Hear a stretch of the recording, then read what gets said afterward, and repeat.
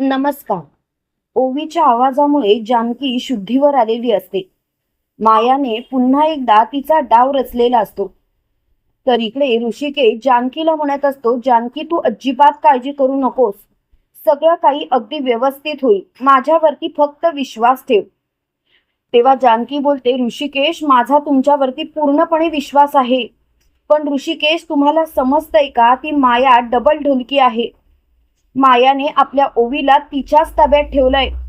तिने माझ्याच पोटात चाकू खुपसला आणि नंतर मी क्रिटिकल आहे हे समजताच तिने मला ओवीचा आवाज ऐकवला, जेणेकरून मी शुद्धीवर येईल. मला तर त्या मायाचं वागणंच कळत नाहीये ऋषिकेश, काय करायचं. तेव्हा सुमित्रा बोलते, जानकी जानकी तू शांत हो. जानकी तुझ्यासाठी आता महत्वाचं काय आहे तर फक्त आणि फक्त आराम करणं. तेव्हा जानकी बोलते, आई आई मी कसा आराम करू तुम्हीच सांगा ना. माझी मुलगी तिकडे त्या मायाच्या ताब्यात असताना मी आराम तरी कसा करणार. तेव्हा लगेच ऋषिकेश बोलतो, जानकी मी तुला शब्द देतो, तुला काळजी करायची गरजच नाही. जानकी मी आपल्या ओवीला अगदी सही सलामत तुझ्या समोर आणेन. तेव्हा मात्र जानकी ऋषिकेशला बोलते, ऋषिकेश ओवी अगदी माझ्या जवळ होती, तिथे निश्चित पडली होते जेव्हा मायाने माझ्यावरती हल्ला केला. पण तरी सुद्धा मी माझ्या ओवीला माझ्या जवळ घेऊ शकले नाही. ऋषिकेश मी काय करू सांगा ना तुम्ही. तेव्हा ऋषिकेश बोलतो, जानकी आता शांत हो. जानकी आपल्या ओवीला काही होणार नाही. तेव्हा मात्र जानकी ऋषिकेशला बोलते, ऋषिकेश काही करा पण आपल्या ओवीला मात्र आपल्या घरी परत घेऊन या. तेवढ्या तिथे ऐश्वर्या आलेली असते. ऐश्वर्या ऋषिकेशला बोलते, ऋषिकेश दादा मायाचा नंबर स्ट्रेच झालाय, आपल्याला लवकरात लवकर तिथे पोचावं लागेल. तेव्हा ऋषिकेश बोलतो, काय ऐश्वर्या तू काय बोलतेस आणि हे कसं शक्य आहे. तेव्हा लगेच ऐश्वर्या बोलते, जेव्हा जानकीला त्या मायाचा फोन आला होता तेव्हाच तिचं लोकेशन ट्रेस झालंय, आपल्याला लवकरात लवकर तिथे पोहोचलं पाहिजे. तेव्हा लगेच जानकी बोलते, मी सुद्धा येणार. तेव्हा ऋषिकेश बोलतो, नाही जानकी जानकी तुला आरामाची गरज आहे आणि तू इथे आरामच करायचा. जानकी मी तुझं सगळं काही ऐकतो पण या वेळेला मात्र तू माझं ऐकायचं. तेव्हा जानकी बोलते, ऋषिकेश ऋषिकेश प्लीज, माझी मुलगी तिथे जीवन मरणाशी लढत असताना मी मात्र इथे नाही आराम करू शकत. ऋषिकेश माझा जीवच तिकडे अडकलेला असणार. तेव्हा लगेच ऐश्वर्या जानकीचा हात हातात घेते आणि जानकीला म्हणते, जानकी माझ्यावरती विश्वास ठेव. मी तुझी शपथ घेऊन सांगते, मी त्या मायाला चांगलीच तुडवेन आणि आपल्या ओवीला घरात घेऊन येईन. तेव्हा लगेच मोठ्यानी जानकी बोलते, ऐश्वर्या माझा तुझ्यावरती पूर्ण विश्वास आहे. पण ऐश्वर्या ती माया डबल ढोलकी आहे. अगं ती कशी ढोल चालते ना डोळ्यात तेच कळत सुद्धा नाही. तेव्हा लगेच ऐश्वर्या बोलते, पण या वेळेला मात्र पंगा तिचा ऐश्वर्याशी आहे. काय आहे ना जानकी, तिच्याच भाषेत तिला उत्तर द्यावं लागणार आहे आणि त्यासाठी मलाच जाणं भाग आहे. जानकी तू स्वतःला शांत कर. आपली ओवी आपल्या सोबत असणार. आज संध्याकाळपर्यंत मी आपल्या ओवीला आपल्या सोबत आणेन. तेव्हा मात्र जानकी बोलते, ऋषिकेश ऋषिकेश मी येते ना. तेव्हा ऐश्वर्या बोलते, जानकी प्लीज तू तिथे आलीस तर ती माया तुझ्यावरती हल्ला करणार आणि तुझा जीव जास्त धोक्यात असणार. त्यावेळेला लगेच जानकी बोलते, पण तुमचा सुद्धा जीव धोक्यात आहेच ना. तेव्हा लगेच ऐश्वर्या बोलते, पण तुझ्या जीवा इतकी आम्हाला भीती नाहीये, कारण जानकी मायाचं टार्गेटच तू आहेस, तुला कळतंय ना. तेव्हा जानकी बोलते, ऐश्वर्या जे काही करशील ते जपून कर. आणि ऐश्वर्या तिथून जात असते तेव्हा सुमित्रा आणि नाना ऐश्वर्याच्या जवळ जातात आणि ऐश्वर्याला बोलतात, ऐश्वर्या आम्हाला नाही माहिती तू बदललेस की नाही, पण तुझ्या वागणुकीवरून आम्हाला तरी तुझ्यातला चांगुलपणा दिसायला लागलाय. ऐश्वर्या खरंच तुला आम्ही मानतोय. तेव्हा मात्र ऐश्वर्या बोलते, हा तुमच्या मनाचा मोठेपणा झाला. खरं सांगू का आई, मला दुसरं काही नको, मला फक्त आणि फक्त तुमच्या मनात स्थान पाहिजे. त्यावेळेला लगेच सुमित्रा तिच्या डोक्यावरून हात फिरवत बोलते, ऐश्वर्या ज्या कामासाठी चाललेस ना ते काम अगदी यशस्वी पार पडेल, काळजी करायची गरजच नाही. तेव्हा मात्र ऐश्वर्या खूप खुश होते. ऋषिकेश जानकीच्या डोक्यावरून हात फिरवत बोलतो, जानकी आलोच मी. तेव्हा जानकी बोलते, ऋषिकेश स्वतःची काळजी घ्या. इकडे ओवी मायाला विचारत असते, माया आंटी मी माझ्या आईच्या घरी कधी जाईन. मला माझ्या आई बाबांची खूप आठवण येते, मला त्यांच्या जवळ जायचंय, त्यांच्या सोबत राहायचंय. तेव्हा माया बोलते, का ग, तुला माया आंटी सोबत खूपच कंटाळा आलाय का? तेव्हा लगेच ओवी बोलते, नाही, मला तुझ्यासोबत राहायला कंटाळा आला नाही, पण आपण तिकडे जाऊया ना, आपण सगळे मिळून आनंदाने राहूया. तेव्हा माया बोलते, काळजी नको करूस, आपण लवकरच जाऊ. इकडे जानकीला सारंग म्हणत असतो, जानकी वहिनी तू नको काळजी करूस. तेव्हा लगेच जानकी बोलते, असं कसं बोलता तुम्ही सारंग भाऊजी? कितीही काही झालं तरी आईचं मन आहे माझं, काळजी तर मला वाटणारच. सारंग भाऊजी प्लीज स्वतःला शांत करा आणि विचारा, माझी ओवी तिकडे कशी असेल? तेव्हा लगेच मोठ्यानी सारंग बोलतो, काळजी करायची गरजच नाही, ओवीला अगदी व्यवस्थित घेऊन येतील ऐश्वर्या, माझा सुद्धा विश्वास आहे या गोष्टीवरती. तेव्हा मात्र जानकीला खूपच बरं वाटतं. इकडे ऋषिकेश ऐश्वर्याला म्हणत असतो, ऐश्वर्या तुझे आभार कसे मानावे तेच कळत नाही. जेव्हा मायाचा फोन आला होता तेव्हा आमचं या प्रकारे डोकं अजिबात चाललं नाही. खरं सांगायचं तर आम्हाला खूपच भीती वाटत होती, पण तुझ्यामुळे सगळ्या गोष्टी आज स्पष्ट झाल्या. खरंच मानलं पाहिजे तुला. तेव्हा मात्र मोठ्यानी ओवी इकडे मायाला म्हणत असते, माया आंटी मला घरी जायचंय ग. तेव्हा लगेच माया बोलते, हो हो जाऊया, लवकर जाऊया. त्यावेळेला लगेच मोठ्यानी माया खूपच चिडलेली असते, त्यावेळेला ओवी खूपच घाबरते. तर इकडे ऐश्वर्या आणि ऋषिकेश मायाच्या लोकेशनवरती पोहोचलेले असतात. तेव्हा लगेच ऐश्वर्या बोलते, ऋषिकेश दादा तुम्ही काळजी करू नका, आता मी थेट आतमध्ये जाणार, तुम्हाला काळजी करायची गरजच नाही. तेव्हा मात्र मोठ्यानी ऋषिकेश बोलतो, ऐश्वर्या नाही, तुझ्या जीवाशी मी नाही खेळू शकत, ऐश्वर्या स्वतःला शांत कर. तेव्हा ऐश्वर्या बोलते, काही होणार नाही, तुम्ही काळजी करू नका, सगळं काही अगदी नीट होईल. आणि ऐश्वर्या डिरेक्टली आतमध्ये जाते. तेव्हा माया आणि ओवी बोलत असतात.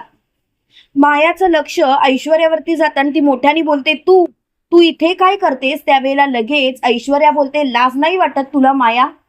माया हे सर्व काय चाललंय तुझं? अगं स्वतःच्या भावाच्या आयुष्याशी सुद्धा खेळलीस तू. माया तुला हे सर्व करताना काहीच कसं वाटलं नाही? तेव्हा लगेच माया मोठ्याने बोलते, गप्प बस, तू मुळात इथे का आलीस ऐश्वर्या? आताच्या आता इथून निघून जा. तेव्हा ऐश्वर्या बोलते, मी ओवीला घेऊन जायला आले. तेव्हा ओवी मोठ्याने बोलते, ऐश्वर्या आंटी मला तुझ्यासोबत यायचं नाही. तेव्हा ऐश्वर्या बोलते, ओवी बाळा तू काय बोलतेस, कळतंय का तुला? अगं तिकडे तुझी आई हॉस्पिटलमध्ये ऍडमिट आहे, या मायाने तिच्यावरती हल्ला केलाय आणि तुला हिच्यासोबत राहायचंय. तेव्हा लगेच माया बोलते, बघितलंस ओवी, बघितलंस, बघ बघ ही ऐश्वर्या कशी आहे, हिच्यामुळे तुझी आई हॉस्पिटलमध्ये आहे आणि ही खापर मात्र माझ्या माथ्यावर मारते. तेव्हा ऐश्वर्या बोलते, माया माया अगं स्वतःच्या मनाला विचार, तू काय आणि कसं वागतेस ते, अगं निदान देवाला तरी घाबर ग. तेव्हा लगेच माया बोलते, ज्या दिवशी माझा भाऊ माझ्यापासून हिरावून घेतलात ना त्याच दिवशी मी कोणालाही घाबरत नाही. तेव्हा मात्र ऐश्वर्या बोलते, तुझ्या भावाला आम्ही हिरावून घेतलेलं नाही, तुझ्या भावाने स्वतःहून आत्महत्या केली आणि एवढंच काय माया तू स्वतः त्याला मारलेस. तेव्हा मात्र माया बोलते, गप्प बस, मी माझ्या मकरंदला मारलेलं नाही आणि तुला हे सर्व करायची गरजच नाहीये, तू आताच्या आता इथून निघून जा. तेव्हा लगेच मोठ्यानी ऐश्वर्या बोलते, मी कुठेही जाणार नाही, मी ओवीला घेऊनच जाणार. आणि ओवी बाळा तुला असं वाटतं ना की मी चुकीचं बोलते, थांब. आणि ती लगेच जानकीचा व्हिडिओ ओवीला दाखवते. त्यावेळेला ओवी बोलते, माया आंटी म्हणजे तू मला किडनॅप केलंयस? माया आंटी तू असं का वागलीस? तेव्हा लगेच माया बोलते, नाही बाळा, मी तुला किडनॅप कशाला करेन, माझ्या असं काहीच मनात नाहीये, प्लीज प्लीज स्वतःला शांत कर बाळा, माझ्या बाजूनेच विचार कर. तेव्हा मात्र ओवी बोलते, माया आंटी तू खोटं बोललीस माझ्याशी, मी तुला कधीच माफ करणार नाही, मी तुझ्यावरती खूप विश्वास ठेवला होता माया आंटी. तेव्हा लगेच माया बोलते, गप्प बस, शेवटी तू जानकी सारखीच विश्वासघातकी, तिचीच लेक ना. तेव्हा लगेच ऐश्वर्या बोलते, माया नीट बोल, तिच्याशी बोलताना जे काही बोलायचंय ते नीट बोल, असं बोललेलं चालणार नाही आणि या भाषेत तर तिच्याशी बोलायचंच नाही. तेव्हा मात्र तिला खूपच राग आलेला असतो.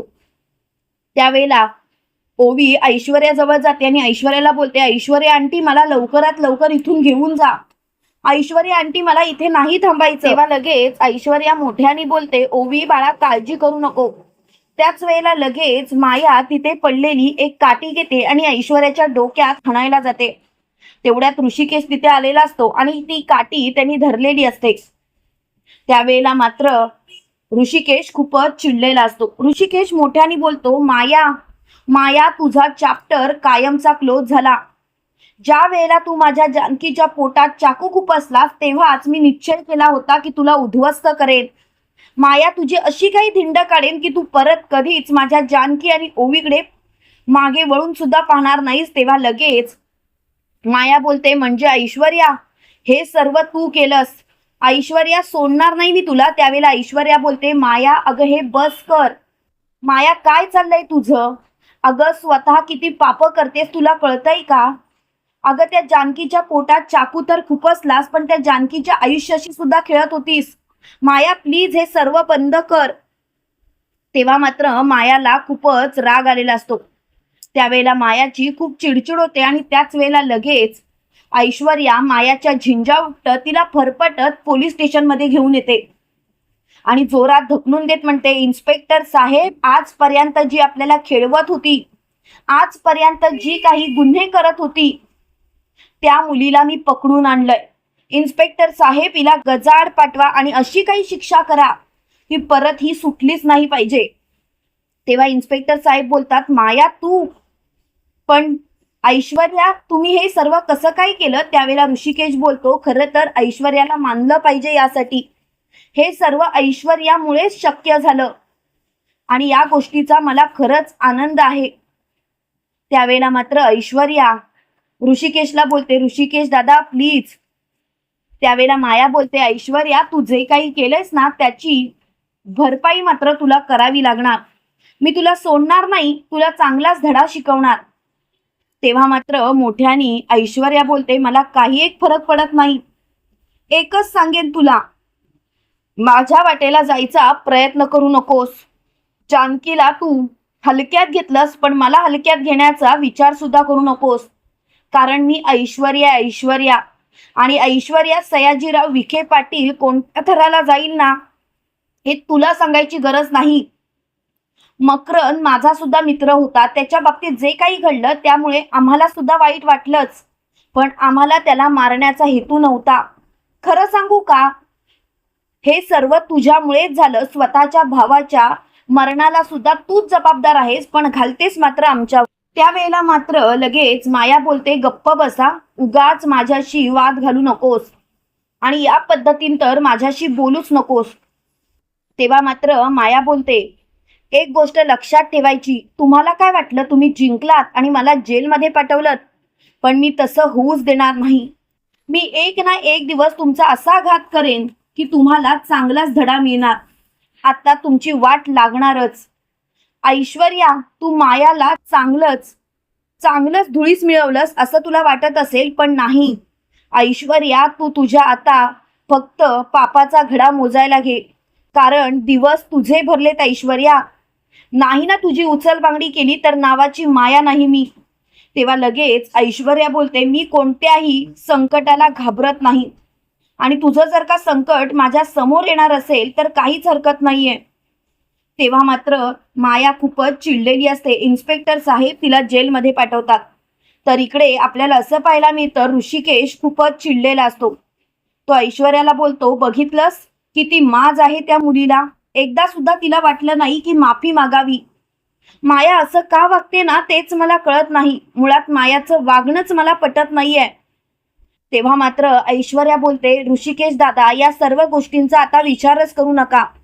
ऋषिकेश दादा या सर्व गोष्टी आता विसरा. एकच फक्त गोष्ट लक्षात ठेवा, ती म्हणजे लवकरात लवकर आपल्याला काही करून ओवीला जानकीजवळ न्यायचं आहे. कारण काही झालं तरी जानकी खूपच काळजी करत असे. तेव्हा लगेच ऋषिकेश बोलतो, हो. इकडे ऋषिकेश हॉस्पिटलमध्ये आलेला असतो. त्यावेळेला जानकीची नजर ओवीला शोधत असते. तेव्हा लगेच जानकी ऋषिकेशला बोलते, ऋषिकेश तुम्ही मला शब्द दिला होता की तुम्ही माझ्या ओवीला परत आणणार.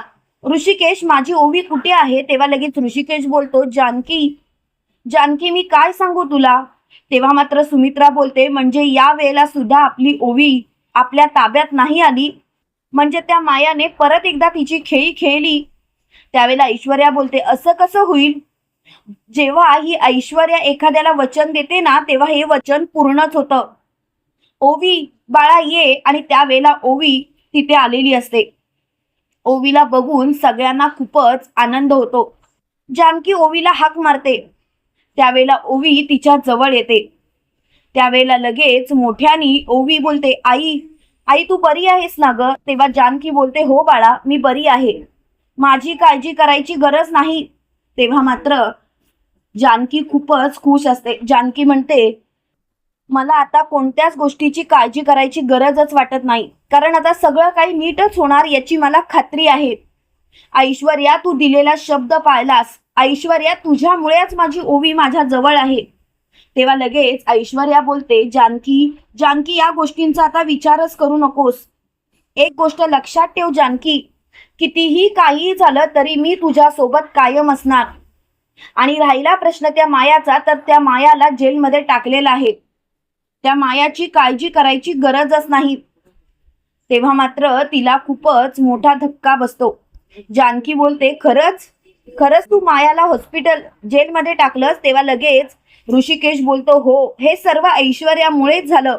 जानकी, आपल्यावरती खूप मोठे उपकार आहेत ऐश्वर्याचे. तेव्हा लगेच जानकी ऐश्वर्या समोर हात जोडते आणि ऐश्वर्याला बोलते, ऐश्वर्या, आज तुझ्यामुळे, फक्त तुझ्यामुळे माझ्या आयुष्यात सगळं काही नीट झालं. त्यावेळेला मात्र ऐश्वर्या बोलते, जानकी प्लीज, आता ही परोपकाराची भावना नको.